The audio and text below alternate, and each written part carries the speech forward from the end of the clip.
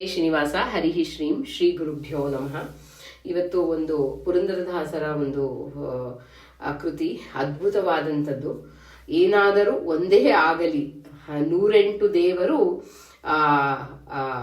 ಮೊರೆ ತುಂಬ ಕಲ್ಲೆ ಅಂತ ಹೇಳಿ ಒಂದು ಹಾಡಿದು. ಈ ಹಾಡಿನ ಅರ್ಥ ಎಷ್ಟು ಶ್ರೀ ಹರಿವಾಯು ಗುರುಗಳು ನುಡಿಸ್ತಾರೋ ಇದರ ಅರ್ಥ ಚಿಂತನೆಯನ್ನ ಮಾಡ್ತಾ ಹೋಗೋಣ. ನಮ್ಮ ಗುರುಗಳು ಚಂದ್ರಶೇಖರ ಆಚಾರ್ಯರು ಅಂತ ಅವರು ಹೇಳಿದ್ದಾರೆ. ಅವರು ಬಹಳ ಮಹನೀಯರು. ಆದ್ರೆ ಈ ಹಾಡನ್ನ ನಿಮ್ಮ ಮುಂದೆ ಅದನ್ನ ಆ ಅರ್ಥ ಚಿಂತನೆಯನ್ನ ಇಟ್ರೆ ಎಲ್ಲರಿಗೂ ಭಗವಂತನ ಒಂದು ಅನುಗ್ರಹ ಆಗ್ಲಿ ಅನ್ನೋದನ್ನ, ಇದು ಒಂದು ರೀತಿಯಾದಂತ ದ್ವಂದ್ವಾರ್ಥಗಳಲ್ಲೆಲ್ಲ ಬಿಚ್ಚಲಿ ಅಂತ, ಇದೆಲ್ಲ ನಮ್ಗೆ ಮನಸ್ಸಲ್ಲಿರುವಂತ ಗೊಂದಲ ಎಲ್ಲ ಹೋಗಿ ಭಗವಂತನ ಅನುಗ್ರಹ ಆಗ್ಲಿ ಅಂತ ಹೇಳಿ ತಿಳಿಸ್ಕೊಡ್ತಾ ಇದ್ದಾರೆ. ಈ ಹಾಡು ಹೀಗಿದೆ: ಏನಾದರೂ ಒಂದೇ ಆಗಲಿ 108 ದೇವರು ಮೊರೆ ತುಂಬ ಕಲ್ಲೆ, ಅತ್ತೆಯ ಕಣ್ಣೆರಡು ಇಂಗಲಿ, ಮಾವನ ಕಾಲೆರಡು ಮುರಿಯಲಿ, ಹಿತ್ತಲ ಗೋಡೆಯು ಬೀಳಲಿ ಅಂತ ಹೇಳಿ ಹೇಳ್ತಾ ಇದ್ದಾರೆ. ಏನಾದರೂ ಒಂದಾಗಲಿ ಅಂತ ಹೇಳ್ತಾರೆ, ಆದ್ರೆ ಇದು ಒಂದೇ ಆಗಲಿ ಅಂತ ನಾವು ಅದನ್ನ ಬಿಡಿಸ್ಕೋಬೇಕು, ಅರ್ಥವನ್ನ ತಿಳಿಬೇಕು. ಏನಾದರೂ ಒಂದೇ ಆಗಲಿ ಅಂದ್ರೆ ಇಲ್ಲಿ ಭಗವಂತನ ಹರಿಸರ್ವೋತ್ತಮತ್ವದ ಬಗ್ಗೆ ಇಲ್ಲಿ ತಿಳಿಸ್ಕೊಡ್ತಾ ಇದ್ದಾರೆ. ಭಗವಂತ ಒಬ್ಬನೇ, ಅದರಿಂದ ಅವನು ಏಕಮೇವ ದ್ವಿತೀಯ, ಅವನು ಒಬ್ಬನೇ, ಅವನು ಒಬ್ಬನ್ ಬಿಟ್ರೆ ಇನ್ಯಾರೂ ಇಲ್ಲ. ಅದಕ್ಕೆ ಹರಿ ಸರ್ವೋತ್ತಮ. 108 ದೇವರು ಮೊರೆ ತುಂಬ ಕಲ್ಲೆ ಅಂತ.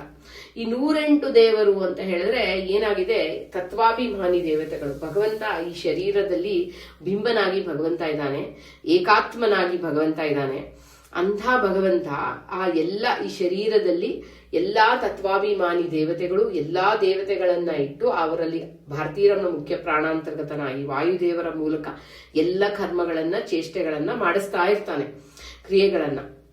ಅದರಿಂದ 108 ದೇವರು ಮೊರೆ ತುಂಬ ಕಲೆ. ನಮ್ಮ ಸ್ವಭಾವ ಏನು ಅಂದ್ರೆ, ಸೋಮವಾರ ರುದ್ರದೇವರನ್ನ, ಮಂಗಳವಾರ ಪ್ರಾಣದೇವರನ್ನ, ಹೀಗೆ ಎಲ್ಲಾ ದೇವರನ್ನ ಒಂದೊಂದು ದಿನ ಒಂದೊಂದು ದೇವರನ್ನ ನಾವು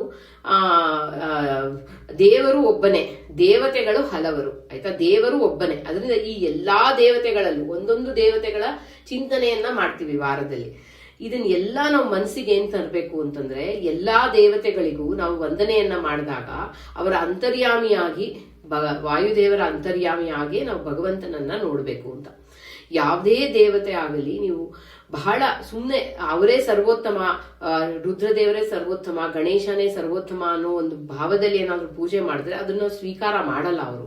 ದೇವತೆಗಳು ಕೂಡ ಭಗವಂತನೇ, ಏಕ ಆತ್ಮನಾಗಿ ಭಗವಂತನೇ ಇದ್ದು ಬಿಂಬನಾಗಿ ಅವನೇ ಮಾಡ್ತಾ ಇದ್ದಾನೆ ಅನ್ನೋ ಭಾವದಲ್ಲಿ ನಾವು ಒಂದು ಪ್ರತಿಮೆಯನ್ನ ನೋಡಿದಾಗೂ ಆ ಪ್ರತಿಮೆಯಲ್ಲಿ ವಾಯು ಅಂತರ್ಗತನಾಗಿ ಭಗವಂತ ಲಕ್ಷ್ಮೀನಾರಾಯಣನನ್ನ ನೋಡ್ಬೇಕಾಗತ್ತೆ. ಯಾವುದೇ ಒಂದು ಮೂರ್ತಿಯನ್ನ ನೋಡಿದಾಗೂ ಆ ಭಗವಂತ ಅದರ ವಾಯು ಅಂತರ್ಯಾಮಿಯಾಗಿ ಆ ಮೂರ್ತಿಯಲ್ಲಿ ಆ ಭಗವಂತ ಇದ್ದಾನೆ ಅಂತ ಚಿಂತನೆ ಮಾಡಬೇಕು. ಅದೇ ರೀತಿ ನೀವು ಯಾವುದೇ ದೇವತೆಗಳ ಸ್ಮರಣೆ ಆಗ್ಲಿ ಪೂಜೆ ಆಗ್ಲಿ ಮಾಡುವಾಗೂ, ಗಣೇಶನ ಪೂಜೆ ಮಾಡುವಾಗ್ಲೂ ಅಂತರ್ಗತನಾಗಿ ಭಾರತೀಯರ ಮುಖ್ಯ ಪ್ರಾಣಾಂತರ್ಗತನಾಗಿ ಆ ವಿಶ್ವಾಂಬರ ರೂಪಕನ ಭಗವಂತನ ಆ ಶ್ರೀಹರಿಯ ಚಿಂತನೆಯನ್ನ ಮಾಡಬೇಕು. ಅದೇ ರೀತಿ ಪಾರ್ವತಿ ರುದ್ರದೇವರ ಸ್ಮರಣೆ ಮಾಡುವಾಗೂ ಅಂತರ್ಯಾಮಿಯಾಗಿ ಭಗವಂತ ಸಂಕರ್ಷಣ, ಜಯಾ ಸಂಕರ್ಷಣ ರೂಪದಿಂದ ಇದ್ದಾನೆ. ಲಕ್ಷ್ಮೀನಾರಾಯಣ ವಾಯು ಅಂತರ್ಯಾಮಿಯಾಗಿ ಜಯಾ ಸಂಕರ್ಷಣ ರೂಪ, ಇಲ್ಲ ಲಕ್ಷ್ಮೀನಾರಾಯಣ ಲಕ್ಷ್ಮೀ ನರಸಿಂಹ ರೂಪದಿಂದ ಚಿಂತನೆಯನ್ನ ಮಾಡ್ಬೇಕು. ಹೀಗೆ ನಾವು ಯಾವುದೇ ದೇವತೆಯನ್ನ ಪೂಜೆ ಮಾಡುವ, ಅದರಿಂದ 108 ದೇವರು ಮೊರೆ ತುಂಬ ಕಲ್ಲೆ ಅಂತ. ಅದರಿಂದ ಇಲ್ಲಿ ಒಂದೇ ಆಗಲಿ, ಏನಾದರೂ ಒಂದೇ ಆಗಲಿ, ಹರಿ ಸರ್ವೋತ್ತಮನ್ನ ಚಿಂತನೆ ಮಾಡಿ ಅಂತ ಹೇಳಿ ಪುರಂದರದಾಸರು ಇದರಲ್ಲಿ ತಿಳಿಸ್ಕೊಡ್ತಾರೆ. ಅತ್ತೆಯ ಕಣ್ಣೆರಡು ಇಂಗಲಿ ಅಂತ ಹೇಳಿ, ಹೀಗೆ ನಮ್ಗೆ ಸಂಸಾರ ಅನ್ನೋದು ಗಂಡ.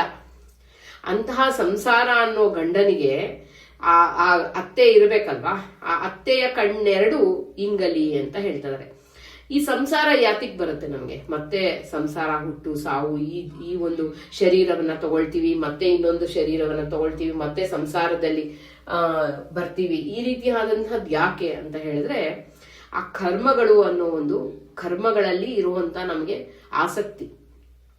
ಏನೇ ಕರ್ಮವನ್ನ ಮಾಡಿದ್ರು ನಿಷ್ಕಾಮನೆಯಿಂದ ಮಾಡಬೇಕು, ಭಗವಂತ ಮಾಡಿಸಿರೋದು ಅನ್ನೋದು ತಿಳಿಬೇಕು. ಆದ್ರೆ ಅದರಲ್ಲಿ ವ್ಯಾಮೋಹ, ತುಂಬಾ ಮಮಕಾರ, ಆ ಮಮಕಾರವನ್ನ ತುಂಬಾ ಹೆಚ್ಚಾಗಿ ಇಟ್ಕೊಂಡ್ಬಿಟ್ಟಿರ್ತೀವಿ. ಇವಾಗ್ಲೇ ನಾವು ಮಾತಾಡ್ತಾ ಇದ್ವಿ, ಒಂಥರ ನಮ್ಗೇನೋ ಒಂಥರ ದುಃಖ ಆಗ್ತದೆ, ಬೇಜಾರಾಗ್ತಾ ಇದೆ ಅಂತ. ಈ ಸಮಯದಲ್ಲಿ ನಾವೇನ್ ಮಾಡ್ಬೇಕು, ಭಗವಂತನ ಸ್ಮರಣೆ ಮಾಡ್ಬೇಕು. ಆದ್ರೂ ಬಹಳ ಕಠಿಣ ಅದು. ಆದ್ರೆ ಎಲ್ಲ ರೀತಿಯಾದಂತ ನಮ್ಗೆ ಅಭಿಮಾನ ಬೆಳ್ಕೊಂಡ್ಬಿಡುತ್ತೆ. ಎಲ್ಲ ರೀತಿಯಾದಂತ ಮಮಕಾರ ಇರುತ್ತೆ. ಆ ಮಮಕಾರ ಏನು ಅಂದ್ರೆ ಮಗನ ಮೇಲ್ ಮಮಕಾರ, ಗಂಡನ ಮೇಲ್ ಮಮಕಾರ, ಮನೆಯ ಮೇಲ್ ಮಮಕಾರ. ನಾನಿಲ್ಲ ಅಂದ್ರೆ ಈ ಮನೆ ನಡೆಯೋದೇ ಇಲ್ಲಪ್ಪ, ನನ್ನಿಂದಾನೇ ಎಲ್ಲವೂ ನಡೀತಾ ಇದೆ ಅನ್ನೋ ನಾನು ಅನ್ನೋ ಭಾವ. ಆ ಕರ್ಮಗಳು, ಆ ಅಂಟಿರುತ್ತಲ್ಲ, ಈ ಕರ್ಮ ಮಾಡಿದ್ರೆ ನನ್ನಿಂದಾನೇ ಆಗ್ತಾ ಇದೆ ಅನ್ನೋ ಈ ಕರ್ಮ ಇರುತ್ತಲ್ಲ, ಆ ಒಂದು ಕರ್ತೃತ್ವ ಭ್ರಮೆ ಅಂತ ಹೇಳ್ತಾರೆ. ನಾನೇ ಮಾಡ್ತಾ ಇರೋದು, ನನ್ನಿಂದ ಆಗ್ತಾ ಇದೆ ಅಂತ ಹೇಳಿ, ನಾನಿಲ್ಲ ಅಂದ್ರೆ ಮನೆ ಇಲ್ಲ ಅಂತ. ಆ ರೀತಿಯಾದಂತ ಕರ್ಮಗಳಿಂದ ಮತ್ತೆ ಮತ್ತೆ ನಾವು ಸಂಸಾರದಲ್ಲಿ ಬರ್ತಾ ಹೋಗ್ತಾ ಇರ್ತೀವಿ. ಮತ್ತೆ ಮತ್ತೆ ಸಂಸಾರ ಅನ್ನೋ ಗಂಡ ನಮ್ಮನ್ನ ಆವರಿಸ್ಕೊಂಡು ಮತ್ತೆ ಮತ್ತೆ ಶರೀರವನ್ನ ತಗೊಂಡು ಎಲ್ಲ ರೀತಿಯಾದಂತ ಯೋನಿಗಳಲ್ಲಿ ಹುಟ್ಟಿ ಬರ್ತಾ ಇರ್ತೀವಿ. ಹಾಗೆ ಅತ್ತೆಯ ಕಣ್ಣೆರಡು ಇಂಗಲಿ ಅಂದ್ರೆ ಆ ಕರ್ಮಗಳು ಅನ್ನೋ ಒಂದು ಕಣ್ಣೆರಡು ಇಂಗಲಿ ಅಂತ ಆ ಕರ್ಮಗಳ ಒಂದು ಅಂಟನ್ನ ಬಿಡಿಸು. ಆ ಕರ್ಮಗಳಲ್ಲಿ ಇರುವಂತ ಯಾವುದೇ ಕರ್ಮ ಮಾಡುವಾಗೂ ಭಗವಂತನ ಪರವಾಗಿ ಅಡಿಗೆ ಮಾಡ್ತಾ ಇದೀನಿ, ನಾನ್ ತುಂಬಾ ರುಚಿಯಾಗಿ ಮಾಡ್ತಾ ಇದೀನಿ ಅನ್ನೋ ಭಾವ ಇರಬಾರ್ದು. ಭಗವಂತ, ಲಕ್ಷ್ಮೀದೇವಿ, ಲಕ್ಷ್ಮೀನಾರಾಯಣರು ಮಾಡಿಸ್ತಾ ಇದ್ದಾರೆ. ಅನ್ನದಲ್ಲಿ ವಾಸುದೇವ ರೂಪನನ್ನ ನೋಡ್ಬೇಕು. ಎಲ್ಲ ಪದಾರ್ಥದಲ್ಲಿ ಭಗವಂತ ಇದ್ದಾನೆ. ನೋಡಿ ಪ್ರಕೃತಿ, ಆ ಪ್ರಕೃತಿಯಲ್ಲಿ ಬಂದಂತ ಎಲ್ಲ ವಸ್ತುಗಳನ್ನ ಅಗ್ನಿಯಲ್ಲಿ ಹಾಕ್ಬೇಕು. ಆ ಅಗ್ನಿಯಲ್ಲಿ ಹಾಕಿ ಪಕ್ವವನ್ನ ಮಾಡಿ ಆ ಪಕ್ವವನ್ನ ಭಗವಂತನಿಗೆ ನಾವು ಸಮರ್ಪಣೆ ಮಾಡ್ಬೇಕು. ಅದು ಮಾಡುವಂಥದ್ದು. ಅದನ್ನ ನಾವು ಆ ಒಂದು ಭಾವದಿಂದ ಭಗವಂತ ಕೊಟ್ಟವನು ಬಾಯಿಂದ, ಅವನ ಪ್ರಕೃತಿಯೂ ಅವನಿಂದ ಬಂದಿರೋದು, ಅಗ್ನಿಯೂ ಅವನಿಂದ ಬಂದಿರೋದು. ಇದು ಎರಡಲ್ಲೂ ಆ ಬ್ರಹ್ಮದೇವರು ಆಗ್ಲೇ ಏನೇ ಬಂದಿದ್ರು ಕೂಡ ಅದೆಲ್ಲವೂ ಬ್ರಹ್ಮದೇವರು ಭಗವಂತನಿಗೆ ಸ್ಮರಣೆ ಭಗವಂತನ ಒಂದು ಅರ್ಪಣೆ ಮಾಡ್ಬಿಟ್ಟಿರ್ತಾರೆ. ಆದ್ರೂ ಕೂಡ ಇದರ ಸ್ಮರಣೆ ನಮ್ಗಿದ್ದು ಅದ್ರಲ್ಲಿ ಒಂದು ಕರ್ಮದ ಬಗ್ಗೆ ಹೇಳ್ತಾ ಇದ್ದೀನಿ ನಾನು. ಅದ್ರ ಅಂಟು ನಮ್ಗಿರಲ್ಲ ಅಂತ ಹೇಳಿ, ಅವಾಗ ಅಂಟಿಲ್ಲ ಅಂದ್ರೆ ಆ ಸಂಸಾರ ಹೋಗುತ್ತೆ. ಅತ್ತೆಯ ಕಣ್ಣೆರಡು ಇಂಗಲಿ ಅಂತ ಹೇಳ್ತಾರೆ. ಮಾವನ ಕಾಲೆರಡು ಮುರಿಯಲಿ ಅಂತ. ಈ ಕರ್ಮಗಳು ಯಾಕೆ ನಾವು ಕರ್ಮಗಳ ಮಾಡುವಾಗ, ಮಾವ ಅಂದ್ರೆ ಇಲ್ಲಿ ಅಜ್ಞಾನ ಅಂತ ಹೇಳ್ತಾರೆ. ಈ ಕರ್ಮಗಳನ್ನ ಮಾಡುವಾಗ ಜ್ಞಾನಪೂರ್ವಕವಾಗಿ ನಾವು ಕರ್ಮವನ್ನ ಮಾಡ್ಬೇಕು. ಇವಾಗ ನೋಡಿ, ಅಡಿಗೆಯ ಬಗ್ಗೆ ಒಂದು ಸಣ್ಣ ಚಿಂತನೆಯನ್ನ ಕೊಟ್ಟು ಹೇಳಿದ್ರು. ಅದೇ ರೀತಿ ಗುರುಗಳು ಹೇಳ್ಸಿದ್ರು. ಅದೇ ರೀತಿ ನಿಮ್ಗೆ ನಾವು ಅಜ್ಞಾನದಿಂದ ಮಾಡ್ತಾ ಇರ್ತೀವಿ ಎಲ್ಲ ಕರ್ಮ. ಭಗವಂತನಿಗೆ ಯಾತಿಕ್ ನಮಸ್ಕಾರ ಮಾಡ್ಬೇಕು, ಅವನಿಗೆ ಶರಣಾಗತರು ಯಾತಿಕ್ ಆಗ್ಬೇಕು, ಏನೇ ಕರ್ಮವನ್ನ ಮಾಡುವಾಗೂ ಆ ಒಂದು ಅಜ್ಞಾನವನ್ನ ತೊರೆದು ಆ ಭಗವಂತನ ಕೇಳ್ಕೋಬೇಕು. ಅಜ್ಞಾನವನ್ನ ತೊರೆದು ನನ್ಗೆ ಮಾಡಿಸು ಅಂತ ಹೇಳಿ. ಇವಾಗ ನಾನು ಒಂದು ಎಲ್ಲ ತೀರ್ಥಕ್ಷೇತ್ರಗಳಿಗೆ ಹೋಗಿ ಒಳ್ಳೆಯ ಒಂದು ಅಲ್ಲಿ ಭಗವಂತನ ಒಂದು ಸ್ಮರಣೆಯನ್ನ ಮಾಡ್ತಾ ಸ್ನಾನವನ್ನ ಮಾಡುವಾಗ ಕೂಡ ಆ ಜ್ಞಾನಪೂರ್ವಕವಾಗಿ ಆ ಸ್ನಾನವನ್ನ ಮಾಡಿದಾಗ ತೀರ್ಥಾಭಿಮಾನಿಗಳ ಅಂತರ್ಯಾಮಿಯಾಗಿ ಭಗವಂತ ಈ ಕರ್ಮವನ್ನ ಮಾಡಿಸ್ತಾ ಇದ್ದಾನೆ. ಇದು ಅವನಿಗೆ ಸಮರ್ಪಣೆ ಆಗ್ಲಿ, ಭಗವಂತ ನಿನ್ಗೆ ಅರ್ಪಣೆ ಅಂದಾಗ ಅಜ್ಞಾನ ಎಲ್ಲ ಹೋಗುತ್ತೆ. ಮಾವನ ಕಾಲೆರಡು ಮುರಿಯಲಿ ಅಂದ್ರೆ ಅಜ್ಞಾನ ಅನ್ನೋದು ನಾಶ ಆಗ್ಲಿ ಅಂತ ಹೇಳ್ತಾರೆ. ಹಿತ್ತಲ ಗೋಡೆಯು ಬೀಳಲಿ ಅಂತ. ಈ ಜ್ಞಾನ ನಾಶ ಆಗಿ ಅಜ್ಞಾನ ನಾಶ ಆಗಿ ಜ್ಞಾನ ಬರಬೇಕು ಅಂದ್ರೆ ನಮ್ಗೆ ಗುರುಗಳ ಅನುಗ್ರಹ ಆಗ್ಬೇಕು. ಆ ಗುರುಗಳಿಂದ ನಮ್ಗೆ ವಾಯುದೇವರ ಅನುಗ್ರಹ ಆಗ್ಬೇಕು. ವಾಯುದೇವರು ಗುರುಗಳೇ, ಪರಮ ಗುರುಗಳು. ಆ ಗುರುಗಳಿಂದ ಭಗವಂತನ ಅನುಗ್ರಹ ಆಗ್ಬೇಕು ಅಂದಾಗ ಅದೆಲ್ಲವೂ ಆ ಕರ್ಮದ ಅಂಟು ಎಲ್ಲ ಹೋಗಿ ನಮ್ಮ ಸಂಸಾರ ಹೋಗ್ಬೇಕು ಅಂದ್ರೆ ನಮ್ಮ ಪ್ರಾರಬ್ಧ ಕರ್ಮ ಅನ್ನೋ ಗೋಡೆ ಬೀಳ್ಬೇಕು. ಆ ಪ್ರಾರಬ್ಧ ಕರ್ಮದಿಂದ ನಾವು ಹುಟ್ಟಿ ಬರ್ತಾ ಇರ್ತೀವಿ. ಈಗ ನಿಮ್ಗೊಂದು ಪ್ರಶ್ನೆ ಬರ್ಬೋದು, ಪ್ರಾರಬ್ಧ ಕರ್ಮನೇ ಇಲ್ಲ ಅಂದ್ರೆ ಏನು ಅಂತ. ಪ್ರಾರಬ್ಧ ಕರ್ಮ ಯಾಕೆ ಕೊಡ್ತಾನೆ ಭಗವಂತ? ನೋಡಿ, ಪ್ರಾರಬ್ಧ ಕರ್ಮ ನಮ್ಗೆ ಉದ್ಧಾರ ಮಾಡ್ಲಿಕ್ಕಾಗೂ ಕೊಡ್ತಾನೆ ಭಗವಂತ. ಇವ್ರ ಪ್ರಾರಬ್ಧ ಕರ್ಮವೇ ಇಲ್ಲ ಅಂದ್ರೆ ನಮ್ಗೆ ಪುರಂದರ ದಾಸರು ಸಿಗ್ತಾ ಇರ್ಲಿಲ್ಲ, ವಿಜಯದಾಸರು ಸಿಗ್ತಾ ಇರ್ಲಿಲ್ಲ, ನಮ್ಗೆ ರಾಯರ್ ಸಿಗ್ತಾ ಇರ್ಲಿಲ್ಲ. ಅವ್ರ ಪ್ರಾರಬ್ಧವನ್ನ ಯಾಕೆ ಉಳಿಸ್ತಾನೆ ಭಗವಂತ ಅಂತಂದ್ರೆ ಅದು ಇನ್ನೊಬ್ಬರಿಗೆ ದಾರಿಯನ್ನ ಕೊಡ್ಲಿಕ್ಕಾಗಿ ಅವರಿಂದ ಒಳ್ಳೇದನ್ನ ಮಾಡಿಸಿ ಆ ಪ್ರಾರಬ್ಧವನ್ನ ಕಳಿತಾನೆ ಅಂತ ಹೇಳಿ. ಹಾಗೆ ಇವಾಗ ರಾಯರಿದ್ದಾರೆ, ಅವರ ಪುಣ್ಯದ ಒಂದು ಲೌಕಿಕವಾದಂತಹ ಅವರ ಪುಣ್ಯವನ್ನ ಎಲ್ಲರಿಗೂ ದಾರಿ ಎರೆದು ಕೊಡ್ತಾ ಇದ್ದಾರೆ. ಯಾವ ಪಾರ್ಟಿ, ಯಾವ ಜನ, ಯಾವ ರೀತಿಯಾದಂತಹ ಭಕ್ತರು ರಾಯರ ಸ್ಮರಣೆಯನ್ನ ಮಾಡ್ತಾರೆ. ಅದು ಪುರಂದರದಾಸರು ರಾರದರೆ ಬಂದು ಇಲ್ಲಿ ಬಂದು ಈ ಒಂದು ಚಿಂತನೆಯನ್ನ ನಮಗೆ ಕೊಟ್ಟು ಭಗವಂತನ ಬಗ್ಗೆ ಭಕ್ತಿಯನ್ನ ಹುಟ್ಟಿಸುವ ಒಂದು ಅದ್ಭುತವಾದಂತಹ ಒಂದು ಕೃತಿಗಳನ್ನ ಕೊಟ್ಟು ನಮ್ಗೆ ಹೋಗಿದ್ದಾರೆ. ಆ ರೀತಿಯಾದಂತಹ ಪ್ರಾರಬ್ಧ ಇಲ್ಲ ಅಂದ್ರೆ ನಮ್ಗೆ ಯಾರು ಸಿಗ್ತಿರ್ಲಿಲ್ಲ. ಅದರಿಂದ ಈ ಪ್ರಾರಬ್ಧ ಅನ್ನೋ ಕರ್ಮವನ್ನ ಗೋಡೆಯನ್ನ ಬೀಳಲಿ ಅಂತ ಹೇಳಿ ತಿಳಿಸ್ಕೊಡ್ತಾ ಇದ್ದಾರೆ ಇಲ್ಲಿ ಗುರುಗಳು. ಇದೇ ರೀತಿ ಪುರಂದರದಾಸರು ಮನೆಯ ಗಂಡ ಮಾಯವಾಗಲಿ, ಉಣಬಂದ ಮೈದುನ ಹೊರಗಲಿ, ಘನ ಭಕ್ತಿಗೆ ನಾದಿನಿ ಸಾಯಲಿ, ನೆರೆ ಮನೆ ಹಾಳಾಗಿ ಹೋಗಲೋ ಹರಿಯೇ ಅಂತ ಹೇಳ್ತಾರೆ. ಮನೆಯ ಗಂಡ ಮಾಯವಾಗಲಿ. ಈ ಮನೆಯ ಗಂಡ ಅಂದ್ರೆ ನಾನು ನಿಮ್ಗೆ ಹೇಳಿದೆ ಸಂಸಾರ ಅಂತ. ಈ ಸಂಸಾರ ನಾಶ ಆಗ್ಬೇಕು ಅಂದ್ರೆ ಭಗವಂತನಲ್ಲಿ ನಾವು ಶರಣಾಗತರಾಗಬೇಕು. ಭಗವಂತನಲ್ಲಿ ನಮ್ಗೆ ಜ್ಞಾನ ಹುಟ್ಟಬೇಕು, ಭಕ್ತಿ ಹುಟ್ಟಬೇಕು, ಪ್ರೀತಿ ಹುಟ್ಟಬೇಕು. ಇವಾಗ ನಾವು ಎಲ್ಲರೂ ಇನ್ವೆಸ್ಟ್ಮೆಂಟ್ ಬಗ್ಗೆ ಮಾತಾಡ್ತಾ ಇರ್ತೀವಿ. ನಾನು ಇವತ್ತು ಒಂದು ಪೇಜಾವರ ಸ್ವಾಮಿಗಳು ಹೇಳಿರೋ ಅಂತ ಒಂದು ಮಾತನ್ನು ಕೇಳಿದೆ. ಏನು ಅಂತ ಹೇಳಿದ್ರೆ, ನಾವು ಒಂದು ದುಡ್ಡನ್ನ ಇಲ್ಲಿ ಕೊಡ್ತೀವಿ, ಅಲ್ಲಿ ಕೊಡ್ತೀವಿ, ಇಲ್ಲಿ ಇನ್ವೆಸ್ಟ್ ಮಾಡ್ತೀವಿ, ಇನ್ನೇನು ನಾಳೆ ಆದಾಯ ಬರುತ್ತೆ, ಇದರಿಂದ ಒಂದು ಬಿಸ್ನೆಸ್ ಅಲ್ಲಿ ಇನ್ವೆಸ್ಟ್ ಮಾಡ್ತೀವಿ. ಆ ಇನ್ವೆಸ್ಟ್ ಎಲ್ಲ ಮಾಡಿದಾಗ ಏನಾಗುತ್ತೆ ಅದನ್ನ ಅಂದ್ರೆ ಅದು ಮತ್ತೆ ಹೆಚ್ಚಾಗತ್ತೆ ಅನ್ನೋ ಭಾವ ನಮ್ಗಿದೆ. ಆದ್ರೆ ನಾವು ಒಂದು ಒಳ್ಳೆಯ ಕೆಲಸಕ್ಕೆ ದಾನವನ್ನ ಮಾಡಿದಾಗ, ಆ ಭಕ್ತಿ ಅನ್ನೋ ಪ್ರೀತಿಯನ್ನ ಭಗವಂತನಲ್ಲೇ ಇಟ್ಟಾಗ, ಈ ನಮ್ಮ ಭಾವ ಪ್ರಹ್ಲಾದರಾಜರು ಹೇಳ್ತಾರೆ ಏನು ಅಂದ್ರೆ, ಈ ಎಲ್ಲ ಭಾಗವತ ಹೇಳುತ್ತೆ ನಮ್ಗೆ ಏನು ಅಂದ್ರೆ, ಈ ಎಲ್ಲ ಲೌಕಿಕವಾದಂತ ನಮ್ಗೆ ಸಂಸಾರ ಬಂಧನ ಭಗವಂತನೇ ಕೊಟ್ಟಿದ್ದಾನೆ ನಮ್ಮ ಕರ್ಮಾನುಸಾರ. ಇದೆಲ್ಲವೂ ಅವನು ಕೊಟ್ಟಂತಹ ಒಂದು ಇನ್ಸ್ಟ್ರೂಮೆಂಟ್. ನಮ್ಗೆ ಗಂಡ ಆಗಿರ್ಬೋದು, ಮಕ್ಕಳಾಗಿರ್ಬೋದು, ಎಲ್ಲರೂ ನಮ್ಮ ಇನ್ಸ್ಟ್ರೂಮೆಂಟ್. ನಮ್ಗೆ ಸಾಧನೆ ಮಾಡ್ಕೊಳಕ್ಕೆ ಒಂದು ದಾರಿ ಅಂತ ಹೇಳಿ ನಾವು ತಿಳಿದು, ನಮ್ಗೆ ನಮ್ಗೆ ಎಲ್ಲರೂ ಬೈತಾರೆ, ನಮ್ಗೆ ಯಾರಾದ್ರೂ ನಮ್ಮನ್ನ ದೂಷಿಸ್ತಾರೆ ಅಂತ ಹೇಳಿದ್ರೆ ಅದು ನಮ್ಮನ್ನ ಉದ್ಧಾರ ಮಾಡ್ಲಿಕ್ಕಾಗಿ ಅಂತ. ಇದು ಹೇಳೋದು ಬಹಳ ಸುಲಭ, ನಾ ಹೇಳ್ತಾ ಇರೋದು. ಆದ್ರೆ ಏನಂದ್ರೆ ಅದನ್ನ ನಾವು ಜೀರ್ಣಿಸ್ಕೊಂಡು ಅದನ್ನ ಭಗವಂತ ಮಾಡಿಸ್ತಾ ಇದ್ದಾನೆ ಅನ್ನೋ ಜ್ಞಾನ ನಮಗ್ ಬರ್ಬೇಕು ಅಂದ್ರೆ ಅದು ಅವನ ಅನುಗ್ರಹ ಆಗ್ಬೇಕು. ಆ ರೀತಿಯಾದಂತಹ ನಮ್ಗೆ ಈ ಕರ್ಮಗಳೆಲ್ಲ ಸಂಸಾರ ಇದೆಲ್ಲ ಅವನು ಮಾಡಿಸ್ತಾ ಇರೋದು ಅನ್ನೋ ಭಾವದಲ್ಲಿ ನಾವೇನಾದ್ರೂ ತಿಳಿತಾ ಅವನಲ್ಲಿ ತುಂಬಾ ಹೆಚ್ಚಾದ ಪ್ರೀತಿಯನ್ನ ಇನ್ವೆಸ್ಟ್ ಮಾಡಿದ್ವಿ ಅಂದ್ರೆ ನಮ್ಗೇನಾಗತ್ತೆ, ತುಂಬಾ ಭಕ್ತಿ ಭಾವದಲ್ಲಿ ನಾವು ಅವನನ್ನ ಪ್ರೀತಿಯಿಂದ ಅವನ್ನ ಇನ್ವೆಸ್ಟ್ ಮಾಡಿದ್ವಿ ಅಂದ್ರೆ ಅವನಲ್ಲಿ ನಾವು ನಮ್ಮ ಭಕ್ತಿ ಅನ್ನೋ ಭಾವವನ್ನ ನಮಗೆ ಅವನ ಮೋಕ್ಷ ಅನ್ನೋಂಥ ಒಂದು ಅದ್ಭುತವಾದಂತಹ ಸಂಪತ್ತನ್ನ ಕೊಡ್ತಾನೆ ಭಗವಂತ. ಮತ್ತೆ ಸಂಸಾರದಿಂದ ಹುಟ್ಟಿ ಬರುವಂತದ್ದಿರಲ್ಲ. ಅದರಿಂದ ಮನೆಯ ಗಂಡ ಮಾಯವಾಗ್ಲಿ, ಆ ಸಂಸಾರ ಅನ್ನೋದು ನಾಶ ಆಗ್ಲಿ, ಮಾಯ ಆಗ್ಲಿ, ಉಣಬಂದ ಮೈದುನ ಹೊರಗಲಿ ಅಂತ. ಇವಾಗ ಈ ಸಂಸಾರದಲ್ಲಿ ಯಾತಿಗೆ ಬೀಳ್ತೀವಿ? ಇಂದ್ರಿಯಗಳ ಒಂದು ಆ ಎಲ್ಲ ಇಂದ್ರಿಯಗಳ ಒಂದು ನಮ್ಗೆ ಆ ಇಂದ್ರಿಯಗಳಿಂದ ಆಗುವಂತ ಆನಂದದಿಂದ ಎಲ್ಲರೂ ಆ ಲೌಕಿಕದಲ್ಲಿ ಕಣ್ಣಿಂದ ಒಳ್ಳೇದ್ ನೋಡ್ಬೇಕು ಅನ್ನೋದು ಭಾವ ಇರೋದಿಲ್ಲ. ಏನೋ ನೋಡ್ಬೇಕು, ಏನೋ ಚಿತ್ರ ನೋಡ್ಬೇಕು, ಯಾವುದೋ ರೀತಿ ಅದು ಎಲ್ಲ ಇಂದ್ರಿಯಗಳಿಗೂ ನಾವು ಲೌಕಿಕವಾದಂಥದ್ದೇ ಆಹಾರವನ್ನ ಕೊಡ್ತಾ ಹೋಗ್ತಿರ್ತೀವಿ. ಆ ಲೌಕಿಕವಾದಂತ ಆಹಾರ ನಮ್ಗೆ ಪಾತಾಳಕ್ಕೆ ಕರ್ಕೊಂಡು ಹೋಗ್ತಾ ಇರುತ್ತೆ. ಎಲ್ಲ ರೀತಿಯಾದಂತಹ ಒಂದು ಇಂದ್ರಿಯಗಳು, ಆ ಇಂದ್ರಿಯಗಳ ಅದಕ್ಕೆ ಉಣಬಂದ ಮೈದುನ ಹೊರಗಲಿ ಅಂತ ಹೇಳಿ, ಅದು ಹೋಗ್ಲಿ ಅಂತ ಹೇಳಿ. ಇಂದ್ರಿಯಗಳ ಒಂದು ಎಲ್ಲ ಒಂದೇನಂದ್ರೆ ಕರ್ತೃತ್ವ ಅಂದ್ರೆ ನಾವೇ ಮಾಡ್ತಾ ಇರೋ ಅನ್ನೋ ಭ್ರಮೆ ಇರುತ್ತೆ, ನಾನು ಅನ್ನೋ ಭ್ರಮೆ ಇರುತ್ತೆ, ಸ್ವಾತಂತ್ರ್ಯ ನನ್ನಿಂದಾನೇ ಎಲ್ಲ ಆಗುತ್ತೆ ಅನ್ನೋ ಒಂದು ನಾನೇ. ಹಾಗೆ ಯಾಕೆ ನೀನ್ ಸಂತೋಷವಾಗಿಲ್ಲ ಅಂತ ವಾದಿರಾಜರು ಕೇಳ್ತಾರೆ. ವಾದಿರಾಜರು ಹೇಳ್ತಾನೆ, ನೀನೇ ಎಲ್ಲ ಆಗೋದಿದ್ರೆ, ನಿನ್ನಿಂದಾನೇ ಎಲ್ಲ ಆಗೋದಿದ್ರೆ ನೀನ್ ಯಾಕೆ ಯಾವಾಗೂ ಸಂತೋಷವಾಗಿಲ್ಲ? ಇವಾಗ ಯಾಕೋ ಒಂಥರ ಮನಸ್ಸಿಗೆ ಹಿಂಸೆ ಆಗ್ತಾ ಇದೆ, ಯಾಕೆ ಸಂತೋಷವಾಗಿಲ್ಲ? ಭಗವಂತ ಆ ದುಃಖಭರಿತವಾದಂತಹ ಒಂದು ಜೀವನ ಕರ್ಮವನ್ನ ಮಾಡಿಸುವಾಗಲೂ ಅವನು ಆನಂದ ಪೂರ್ಣನಾಗಿ ಒಳಗಡೆ ಇರ್ತಾನೆ, ಅವನಿಗೆ ಯಾವುದೇ ದೋಷ ಇಲ್ಲದ ಹಾಗಿರ್ತಾನೆ. ಆದ್ರೆ ನೀನ್ ದುಃಖದಲ್ಲೂ ಕೂಡ ದುಃಖವಾಗೇ ಇರ್ತೀಯ. ನಿನ್ಗೆ ಯಾವುದೇ ರೀತಿಯಾದ ಕ್ಷಣಕ್ಕೆ ನೀವು ಅನ್ಕೊಂಡಿದ್ ಯಾವುದೂ ಆಗೋದಿಲ್ಲ. ಅವನ್ ಸತ್ಯ ಸಂಕಲ್ಪ, ನಡೆಸಿದ್ರೆ ಅವನೇನಾದ್ರೂ ಅನ್ಕೊಂಡ್ರೆ ಹಾಗೆ ಆಗತ್ತೆ ಭಗವಂತ ಅನ್ಕೊಂಡಿದ್ದು. ಅದರಿಂದ ಈ ಕರ್ತೃತ್ವ ಭ್ರಮೆ, ನಾನು ಅನ್ನೋ ಭ್ರಮೆ. ಆಮೇಲೆ ಸ್ವೋತ್ತಮರ ದ್ರೋಹ ಮಾಡ್ತೀವಿ. ಸ್ವೋತ್ತಮರು ಅಂತ ಹೇಳಿದ್ರೆ ಗುರುಗಳ ದ್ರೋಹ ಮಾಡ್ತೀವಿ. ಈ ಬಹಳವಾದಂತಹ ದೈಹಿಕವಾಗಿ ನರಳ್ತಾ ಇರ್ತಾರಲ್ಲ, ದೈಹಿಕವಾಗಿ ತೊಂದರೆಯನ್ನ ಪಡ್ತಾ ಇರ್ತಾರೆ, ಅವರು ಸ್ವೋತ್ತಮರ ದ್ರೋಹವನ್ನ ಮಾಡಿರ್ತಾರೆ ಅಂತ ಹೇಳಿ.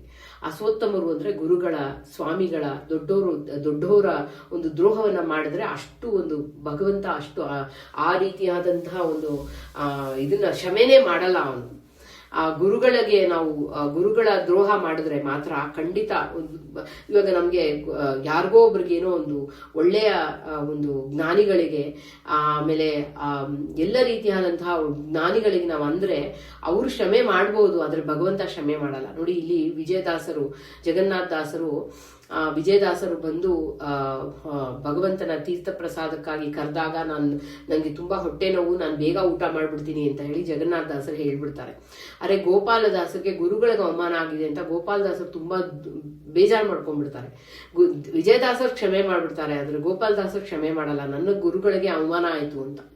ಆ ರೀತಿಯಾದಂಥ ಭಗವಂತ ಅಷ್ಟು ಒಂದು ಆದರೆ ಅದ್ಭುತ ದೊಡ್ಡ ಜ್ಞಾನಿಗಳವರಲ್ಲ ಜಗನ್ನಾಥ ದಾಸರು ಅವರೆಲ್ಲ. ಆತರ ಆ ಗೋಪಾಲ ದಾಸರೇ ಮತ್ತೆ ಅದನ್ನ ಬಿಡಿಸಿ ಅವರ ಆಯುಷ್ಯನ್ನ ಕೊಟ್ಟು ರಕ್ಷಣೆ ಮಾಡಿದ್ರು. ಹಾಗೆ ಆ ದೊಡ್ಡ ಜ್ಞಾನಿಗಳಿಂದಾನು ಕೆಲವು ಸಲ ಆದ್ರೂ ಭಗವಂತ ಅನುಗ್ರಹ ಮಾಡ್ತಾನೆ ಅವರಿಗೆ. ಶಿಕ್ಷೆ ಅನ್ನೋದು ಯಾರಿಗೂ ತಪ್ಪಲ್ಲ. ಅದರಿಂದ ಆ ಸ್ವೋತ್ತಮರ ದ್ರೋಹ, ಅದಕ್ಕೆ ಉಣಬಂದ ಮೈದುನ ಹೊರಗಲಿ ಅಂದ್ರೆ ಆ ಸ್ವೋತ್ತಮರ ಒಂದು ದ್ರೋಹವನ್ನ ಮಾಡಿರ್ತೀವಲ್ಲ ಅದೆಲ್ಲ ಹೋಗುತ್ತೆ. ಅದಕ್ಕೆ ಘನ ಅತ್ತಿಗೆ ನಾದಿನಿ ಸಾಯಲಿ ಅಂದ್ರೆ ಅದು ಕರ್ತೃತ್ವ ಭ್ರಮೆ, ನಾನು ಅನ್ನೋ ಒಂದು ಭ್ರಮೆ, ಸ್ವಾತಂತ್ರ್ಯ ಭ್ರಮೆ. ಅದೇ ರೀತಿ ಸ್ವೋತ್ತಮರ ದ್ರೋಹ, ಇದನ್ನೆಲ್ಲ ಮಾಡಬಾರ್ದು, ಇದೆಲ್ಲ ಸಾಯಲಿ ಅಂತ ಹೇಳ್ತಾರೆ. ಇಂಥದ್ದೆಲ್ಲ ಸಾಯ್ಬೇಕು. ಯಾಕಂದ್ರೆ ನಾನು ಅನ್ನೋದು ಸಾಯ್ಲಿಲ್ಲ ಅಂದ್ರೆ ನಾನು ಹೋದರೆ ಹೋದೇನು, ನಾನು ಅನ್ನೋದು ಹೋಗ್ಬೇಕು, ಸಾಯ್ಬೇಕು.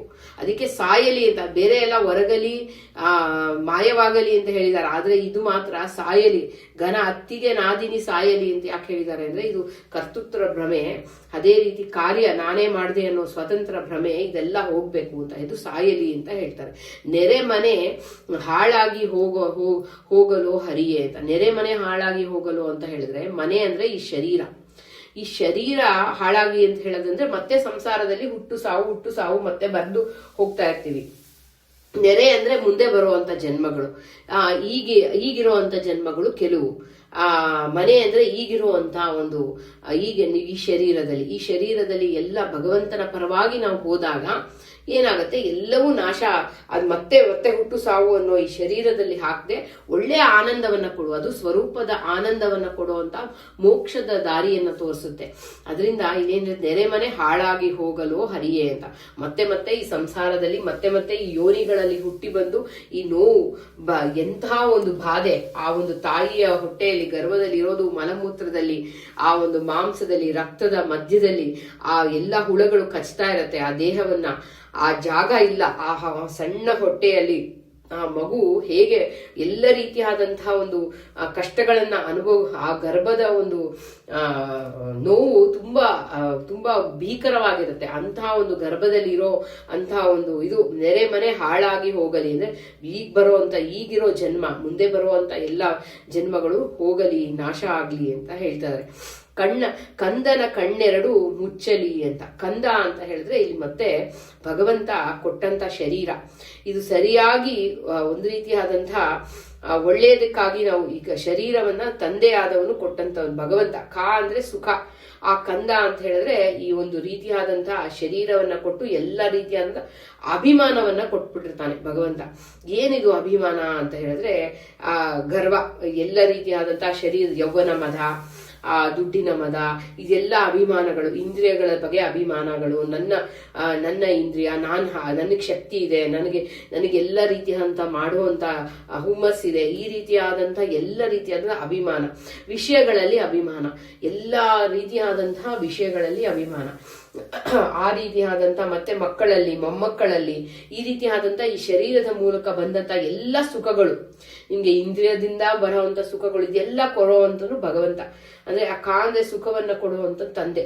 ಈ ಅಭಿಮಾನ ಹೋಗಲಿ ಅಂತ. ಇವಾಗ ಹೇಗಿರ್ಬೇಕು ಅಂದ್ರೆ ಆ ಶರೀರ ಹೋಗ್ಬೇಕು ಅಂತ. ಈ ಕಂದನ ಕಣ್ಣೆರಡು ಮುಚ್ಚಲಿ ಅಂತ ಹೇಳಿದ್ರೆ ಈ ಅಭಿಮಾನಗಳೆಲ್ಲ ಹೋಗ್ಬೇಕು, ಮುಚ್ಚಬೇಕು ಅಂತ. ನಮ್ಗೆ ಕಾಣದೆ ಹೋಗ್ಬೇಕು ಅಭಿಮಾನ ಎಲ್ಲ ಅಂತ ಹೇಳಿ. ಏನಂದ್ರೆ ಈ ಬಾಳೆ ಎಲೆ ಮೇಲೆ ಹೇಗೆ ಊಟವನ್ನ ಮಾಡಿ ನಾವು ಅದಾದ ಮೇಲೆ ಹೇಗೆ ಅದನ್ನ ಎಸೆದ್ ಬಿಡ್ತೀವೋ ಹಾಗೆ ಆ ರೀತಿಯಾದಂತಹ ನಮ್ಮ ಇದು ಇರಬೇಕು. ಯಾಕಂದ್ರೆ ಎಲ್ಲ ಈ ಶರೀರವನ್ನ ಭಗವಂತನ ಸಾಧನೆಗಾಗಿ ನಾವು ಉಪಯೋಗವನ್ನ ಮಾಡಿಕೊಂಡು ಭಗವಂತನಿಗೆ ನಮನವನ್ನ ಮಾಡ್ತಾ ನಾವು ಈ ಒಂದು ಅಭಿಮಾನಗಳನ್ನೆಲ್ಲ ತೊರೆದು ಆ ದೇವರಿಗಿಂತ ದೊಡ್ಡವದು ಯಾವುದೂ ಇಲ್ಲ ಅನ್ನೋ ಅಭಿಮಾನ ಬೆಳೆಸ್ಕೋಬೇಕು. ಭಗವಂತನಿಗಿನ್ನ ದೊಡ್ಡದಿಲ್ಲ, ಈ ಎಲ್ಲರಲ್ಲೂ ಭಗವಂತ ಇದ್ದಾನೆ. ಈ ಎಲ್ಲ ಸಾಧನೆ ಶರೀರ ಇದು, ಆ ಸಾಧನೆಗಾಗಿ ಕೊಟ್ಟಂತಾರೋ ಎಲ್ಲರನ್ನೂ ನಮಗೆ ಸಾಧನೆಗಾಗಿ ಕೊಟ್ಟಿದ್ದಾನೆ ಅನ್ನೋ ಒಂದು ಭಾವವನ್ನ ಒಳಗೆ ಆಳವಾಗಿ ಚಿಂತನೆಯನ್ನ ಮಾಡ್ತಾ ನಾವು ಅವನನ್ನ ಬಿಟ್ಟು ಬೇರೆ ಯಾರೂ ಇಲ್ಲ ಅನ್ನೋ ಶ್ರೀಹರಿಯ ಪಾದದಲ್ಲಿ ನಾವು ಶರಣಾಗತರಾಗಬೇಕು. ಅವಾಗ ಏನಾಗುತ್ತೆ, ಕಂದನ ಕಣ್ಣೆರಡು ಮುಚ್ಚಲಿ, ಚಂದ್ರಗೆ ಹಾವು ಕಚ್ಚಲಿ ಅಂತ. ಇದು ಚಂದ್ರ ಅಂದ್ರೆ ನಾವು ಇಲ್ಲಿರುವಂತ ಕುಂಡಲಿನಿ ಶಕ್ತಿ. ಆ ಶಕ್ತಿಯಲ್ಲಿ ಏನಾಗುತ್ತೆ, ನಾವು ಚಂದ್ರಲೋಕದ ಮೂಲಕ ಹೋದ್ರೆ ಮತ್ತೆ ಹುಟ್ಟಿ ಬರ್ತಾ ಇರ್ತೀವಿ. ಆ ಅದೇ ಸೂರ್ಯ ಲೋಕದಿಂದ ಹೋದ್ರೆ ಆ ಸೂರ್ಯಲೋಕದ ಮೂಲಕ ಹೋದ್ರೆ ಮತ್ತೆ ನಮ್ಗೆ ಮತ್ತೆ ಸಂಸಾರ ಮತ್ತೆ ಈ ಬಂಧನ ಅನ್ನೋದು ಇರಲ್ಲ ಅಂತ ಹೇಳಿ ತಿಳಿಸ್ಕೊಡ್ತಾರೆ. ಹಾಗೆ ಈ ಚಂದ್ರ ಈ ಕುಂಡಲಿನಿ ಶಕ್ತಿ ಎಚ್ಚರವಾಗಿ ಭಗವಂತನಲ್ಲಿ ನಾವು ಸ್ಮರಣೆಯನ್ನ ಮಾಡ್ತಾ ಭಗವಂತನಲ್ಲೇ ಆ ಗುರುಗಳ ಅನುಗ್ರಹದಿಂದ ನಾವು ಆ ಹಾದಿಯನ್ನ ಪಡ್ತಾ ಹೋಗ್ಬೇಕು. ಅವಾಗ ಏನಾಗತ್ತೆ, ಆ ಒಂದು ಚಂದ್ರಗೆ ಹಾವು ಕಚ್ಚಲಿ ಅಂದ್ರೆ ಆ ಮತ್ತೆ ಚಂದ್ರಲೋಕಕ್ಕೆ ಹೋಗದೆ ನಾವು ಮತ್ತೆ ಸೂರ್ಯಲೋಕದಿಂದ ಎಲ್ಲ ಜ್ಞಾನವನ್ನ ಪಡಿತಾ ಸೂರ್ಯಲೋಕದ ಮೂಲಕ ಭಗವಂತನ ಬ್ರಹ್ಮದೇವರನ್ನ ಕೂಡಿಕೊಂಡು ನಾವು ಆ ಮುಂದಿನ ಜ್ಞಾನದ ಲೋಕಕ್ಕೆ ಹೋಗ್ಬೇಕು ಆ ಗುರುಗಳ ಒಂದು ಅನುಗ್ರಹದಿಂದ ಅಂತ ಹೇಳಿ ತಿಳಿಸ್ಕೊಡ್ತಾ ಇದ್ದಾರೆ. ಹಾಗೆ ಈ ಶರೀರ ಕೊಟ್ಟಂತ ಶರೀರ ಕೂಡ ನಮ್ಗೆ ಸರಿಯಾಗಿ ಉಪಯೋಗ ಮಾಡ್ಕೋಬೇಕು. ಅದರಿಂದ ಅದನ್ನ ನಾವು ಮತ್ತೆ ಮತ್ತೆ ಸಂಸಾರದಲ್ಲಿ ಹೋಗ್ಬಾರ್ದು ಅಂದ್ರೆ ಅದಕ್ಕೆ ನೆರೆಮನೆ ಹಾಳಾಗಿ ಹೋಗಲಿ ಅನ್ನೋದೇನಂದ್ರೆ ನಾವು ಈಗಿನ ಶರೀರ ಉಪಯೋಗವನ್ನ ಮಾಡ್ಕೊಂಡು ಮುಂದೆ ನಮ್ಗೆ ಆ ಒಂದು ಮುಂದಿನ ಶರೀರ ನಮ್ಗೆ ಇನ್ನೂ ಸಾಧನೆ ಮಾರ್ಗವಾಗ ಬಂದರೂ ನಮಗೆ ಭಗವಂತನ ಅನುಗ್ರಹದಿಂದ ಬಂದರೂ ಮತ್ತೆ ನಮಗೆ ಸಾಧನ ಮಾರ್ಗವಾಗಿ ಹೋಗಲಿ ಅನ್ನೋ ಒಂದು ಚಿಂತನೆ. ಅದರಿಂದ ಚಂದ್ರಗೆ ಹಾವು ಕಚ್ಚಲಿ, ದ್ವಂದ್ವಾರ್ಥಗಳೆಲ್ಲ ಬಿಚ್ಚಲಿ ಪುರಂದರ ವಿಠಲನು ಮೆಚ್ಚಲು ಹರಿಯೇ ಅಂತ ಹೇಳ್ತಾರೆ. ಅಂದ್ರೆ ಈ ದ್ವಂದ್ವಾರ್ಥಗಳೆಲ್ಲ ಅಂದ್ರೆ ಇಲ್ಲಿ ಇರುವಂತ ಅರ್ಥಗಳನ್ನ ನಾವು ಚೆನ್ನಾಗಿ ತಿಳಿದು ನಾವು ಮುಂದೆ ನಮ್ಮ ಒಂದು ಒಳ್ಳೆಯ ಒಂದು ಗುರುಗಳ ಅನುಗ್ರಹದಿಂದ ಒಳ್ಳೆಯ ಹಾದಿಯನ್ನ ಹಿಡಿದು ನಾವು ಪುರಂದರ ವಿಠಲನ ಮೆಚ್ಚಲೋ ಹರಿಯೇ, ಪುರಂದರ ವಿಠಲ ಮೆಚ್ಚಲಿ, ಒಳ್ಳೆಯ ಜ್ಞಾನವನ್ನ ಕೊಟ್ಟು ನಮ್ಮನ್ನ ಎತ್ತರಕ್ಕೆ ಊರ್ಧ್ವ ಅಂದ್ರೆ ಎತ್ತರಕ್ಕೆ ನಮ್ಗೆ ಜ್ಞಾನದಲ್ಲಿ ಎತ್ತರಕ್ಕೆ ಕರ್ಕೊಂಡು ಹೋಗ್ಲಿ ಅನ್ನೋ ಒಂದು ಇಷ್ಟು ಅರ್ಥವನ್ನ ಈ ಹಾಡಲ್ಲಿ ನಮ್ಗೆ ಈ ಕೃತಿಯಲ್ಲಿ ಹಾಡಲ್ಲಿ ಪುರಂದರದಾಸರು ಕೊಟ್ಟಿದ್ದಾರೆ. ಎಂತಹ ಅದ್ಭುತವಾದಂತಹ ಹಾಡು. ಎಲ್ಲಿ ನೋಡಿದ್ರು ಒಬ್ರು ಎಲ್ಲೆಲ್ಲಿ ಅವರು ಹೆಜ್ಜೆಯನ್ನ ಇಟ್ಟು ಹೋಗ್ತಾ ಇದ್ರು, ಎಲ್ಲೆಲ್ಲಿ ಯಾವ ರೀತಿಯಾದಂತಹ ಒಂದು ಊರಿಗೆ ಹೋಗ್ತಾ ಇದ್ರು ಅಲ್ಲೆಲ್ಲ ಹಾಡನ್ನ ಮಾಡ್ತಾ ಇದ್ರು, ಹಾಡನ್ನ ಭಗವಂತನಿಗೆ ಅರ್ಪಣೆ ಮಾಡ್ತಾ ಇದ್ರು. ಆ ರೀತಿಯಾದಂತಹ ಪುರಂದರದಾಸರ ಒಂದು ಅದ್ಭುತವಾದಂತಹ ಕೃತಿ. ಇದನ್ನ ಇವತ್ತು ಭಗವಂತನ ಅನುಗ್ರಹದಿಂದ ಹರಿವಾಯು ಗುರುಗಳ ಅನುಗ್ರಹದಿಂದ ಇದನ್ನ ಚಿಂತನೆಯನ್ನ ಮಾಡಿದೀವಿ. ಇದನ್ನ ಸ್ಮರಣೆಯನ್ನ ಮಾಡ್ತಾ ಇದನ್ನ ಭಗವಂತನಿಗೆ ಅರ್ಪಣೆಯನ್ನ ಮಾಡ್ತಾ ಭಾರತೀಯ ನೌಕೆ ಪ್ರಾಣಾಂತರ್ಗತ ಬಿಂಬಮೂರ್ತಿ ಪ್ರೇರಣಾ ಬಿಂಬಮೂರ್ತಿ ಪ್ರೀತ್ಯರ್ಥಂ ಶ್ರೀಕೃಷ್ಣ ಅರ್ಪಣಮಸ್ತು. ಹರಿ